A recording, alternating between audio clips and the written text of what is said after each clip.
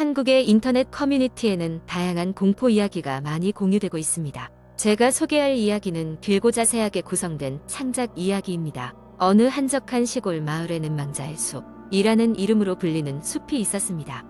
이 숲은 마치 경계선이 있는 것처럼 특정 지점을 넘어서면 갑자기 기운이 서늘해지고 주변의 소리가 사라지면서 기묘한 정적이 감돌았습니다. 대부분의 마을 사람들은 이 숲 근처에 가기를 꺼렸지만 호기심 많은 사람들, 특히 마을의 젊은이들은 가끔씩 이 숲을 탐험하러 가곤 했습니다. 마을에서 가장 용감하다고 소문난 청년 준수는 항상 이런 미스터리한 장소에 관심이 많았습니다. 그는 친구 3명과 함께 어느 날 밤 망자의 숲을 탐험하기로 결정했습니다. 그날 밤 보름달이 떠오른 하늘 아래 내 친구는 손전등과 카메라를 챙기고 숲 입구에 모였습니다. 숲에 들어서자마자 눈에 띄는 것은 살을 애는 듯한 차가운 공기였습니다.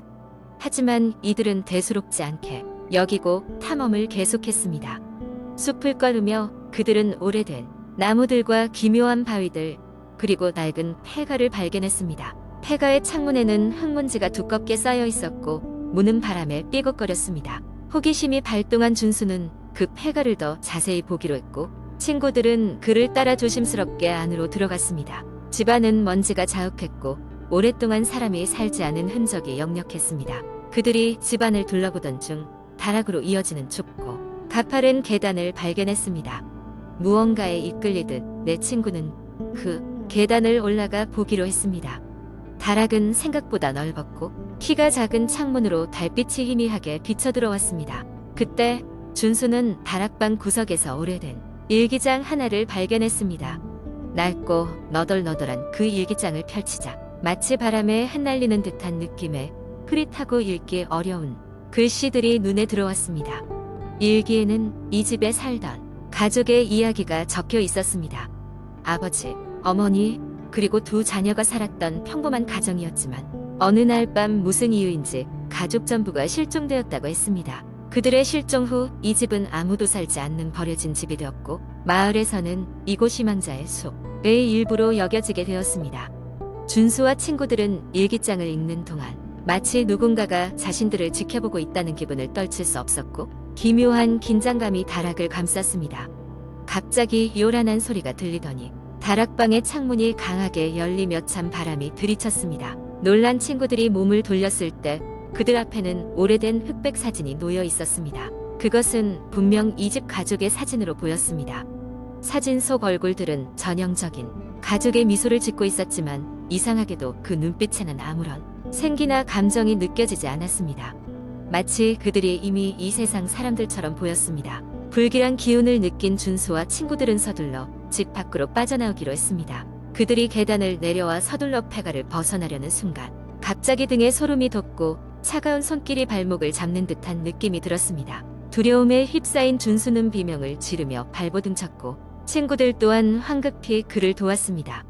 그렇게 가까스로 폐가를 빠져나와 숲을 헤치고 다시 마을로 돌아온 4사람은 사건의 충격으로 말을 이을 수 없었습니다. 그날 밤 이후로 준수는 이상하게 도자정만 되면 누군가 자신을 부르는 듯한 환청에 시달리기 시작했습니다. 자신의 이름을 부르는 낮고 음산한 목소리가 귓가에 맴돌았고 자꾸만 그날 밤의 기억이 떠올라 잠을 이룰 수 없었습니다. 마을 사람들은 준수의 이야기를 듣고 다시금 망자의 숲에 대한 두려움을 되새겼습니다. 그 후로도 종종 젊은이들이 그 숲을 찾아갔으나 돌아올 때면 모두들 무언가에 충격을 받은 듯한 얼굴로 침묵을 지켰습니다. 그리고는 밤마다 악몽에 시달린다는 소문이 돌았습니다. 시간이 흐른 지금도 아무도 그 숲에 가까이 가려 하지 않고 마을 사람들은 그곳을 피해 살아갑니다. 망자의 숲은 여전히 그곳에 있지만 아무도 그 안에 무엇이 기다리고 있는지 그곳에서 어떤 일이 벌어졌는지를 알지 못합니다. 단지 사람들은 그저 조용히 믿고 있을 뿐입니다. 그 숲은 여전히 무언가를 감추고 있다는 것을. 2번째 이야기 어느 한적한 시골 마을. 그곳에는 오래된 폐가가 하나 있었다. 마을 사람들은 그 집을 어둠의 집이라 불렀다. 이유는 간단했다. 그 집에 들어간 사람은 몇 날 며칠 동안 본 기억이 없다고 말했기 때문이다. 심지어 어떤 이는 실종되기도 했다. 이에 따라 그 집 주변은 자연스럽게 금기시되었고 사람들은 가까이 가지 않으려 했다. 하지만 호기심 많은 이들이 어디에나 있듯이 도시에 사는 대학생들이 여름 방학을 맞아 이 마을로 캠핑을 오게 되었다. 이들은 친구 사이였고 재미와 스릴을 찾아 모험을 즐기는 것을 좋아했다. 그들은 늦은 밤 어둠의 집 이야기를 듣게 되었고 그중 한 명이 제안했다. 우리 그 집에 가서 하룻밤 자고 오는 건 어때? 처음에는 다들 머뭇거렸지만 결국 호기심과 장난기가 발동하여 어둠의 집으로 향하기로 했다. 허름한 집에 도착했을 때 그들은 생각보다 더 불길한 느낌을 받았다. 하지만 이미 결정한 일이었으므로 이들은 초인종을 눌러보기도 하고 문을 열어보기도 했다. 문은 삐걱 소리를 내며 쉽게 열렸다. 집안은 어둡고 습기 찬 냄새로 가득 차 있었다. 이들은 손전등을 켜서 주변을 살피며 조심스럽게 안으로 들어갔다. 빈 방에는 낡은 가구들이 먼지에 덮여 있었고 벽에는 오래된 사진들이 걸려 있었다. 그런데 사진 속 인물들의 얼굴이 모두 흐리게 지워져 있었다. 조심스레 발걸음을 옮기던 중 한 학생이 말했다. 분위기 너무 쎄한데 우리 그냥 돌아가자. 하지만 다른 학생들은 더 깊이 들어가 보기를 원했다. 결국 그들은 계단을 올라 2층으로 향했다. 2층 복도에는 한 방이 유독 눈길을 끌었다. 문이 반쯤 열려 있었고 그 안에서는 희미한 빛이 새어나왔다. 눌린 듯한 정적 속에서 심장이 쿵쾅거리는 소리만이 들려왔다. 이들은 서로 눈짓으로 조심하라는 신호를 주고받으며 문을 열고 안으로 들어갔다.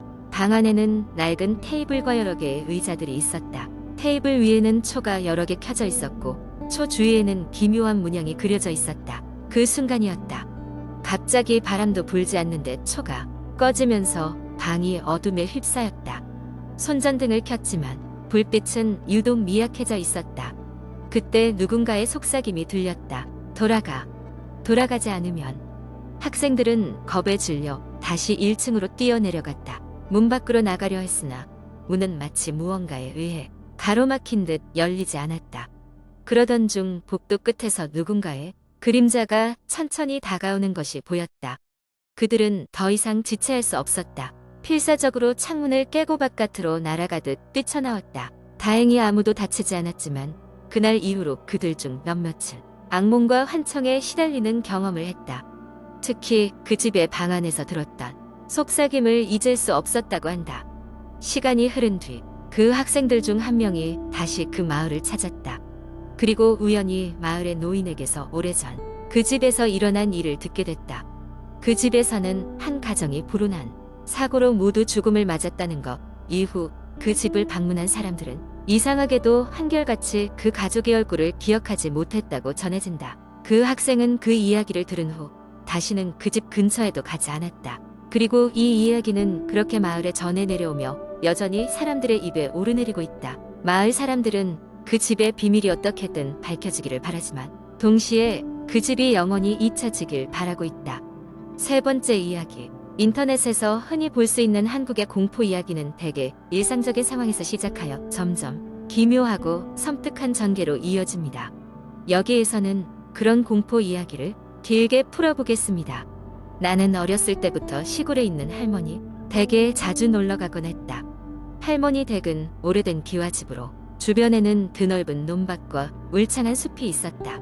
집에서 조금 떨어진 곳에는 사용하지 않는 고택이 하나 있었는데 마을 사람들은 그곳을 귀신 나오는 집이라며 가까이 가지 말라고 당부했다. 나도 어렸을 때부터 그 말을 듣고 자라왔기에 항상 그 집을 멀리서 바라볼 뿐 다가가 본 적은 없었다. 그런데 어느 날 나는 친구들과 함께 할머니 댁에 놀러 갔다가 모험심에 이끌려 그 고택을 탐험해 보기로 했다. 친구들은 내 제안에 망설였지만 결국 호기심을 이기지 못하고 나를 따라 나섰다. 해가 뉘엿뉘엿 넘어갈 즈음 우리는 낡은 고택의 앞에 서게 되었다.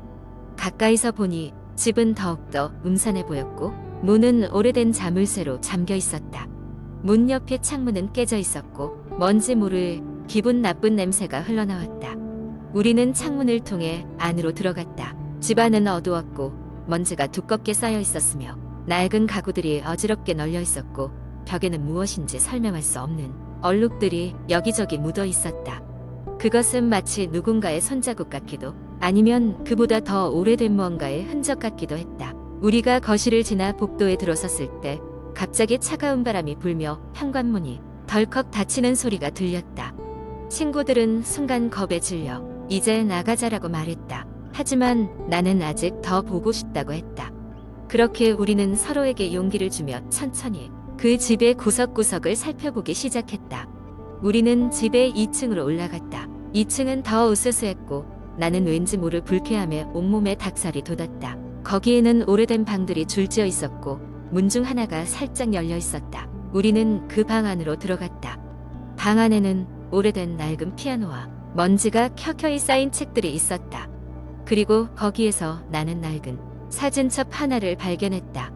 사진첩은 마치 오랫동안 누군가의 손길을 기다리기라도 한 듯 먼지를 털고 나니 깔끔했다. 사진들은 과거 이 집에 살았던 사람들의 것으로 보였지만 결국에는 읽기 무섭도록 기묘한 사진 몇 장이 끼워져 있었다. 그중 한 장은 까만 눈 구멍이 뚫린 하얀 얼굴의 인형을 찍은 사진이었는데 그 인형의 뒷배경은 우리가 있는 방과 똑같았다. 우리는 그 사진을 보고 소스라쳐 놀랐다. 그때 배경에서 피아노의 뚜껑이 덜컥거리는 소리가 들려왔다. 비명도 쉽사리 나오지 않을 정도로 공포에 질린 우리는 순간의 침묵 끝에 황급히 방을 뛰쳐나왔다. 숨 막히는 순간 속에서 우리는 그 집을 빠져나왔고 집을 나서는 순간 우리 뒤에 창문은 쾅 소리를 내며 닫혔다.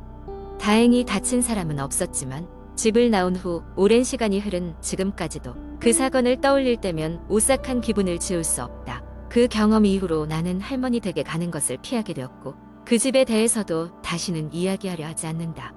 하지만 가끔씩 밤이 되면 그 낡은 피아노 소리가 귓가에 들리는 것만 같은 착각이 날 사로잡곤 한다. 그 집에는 분명 무언가가 있었다.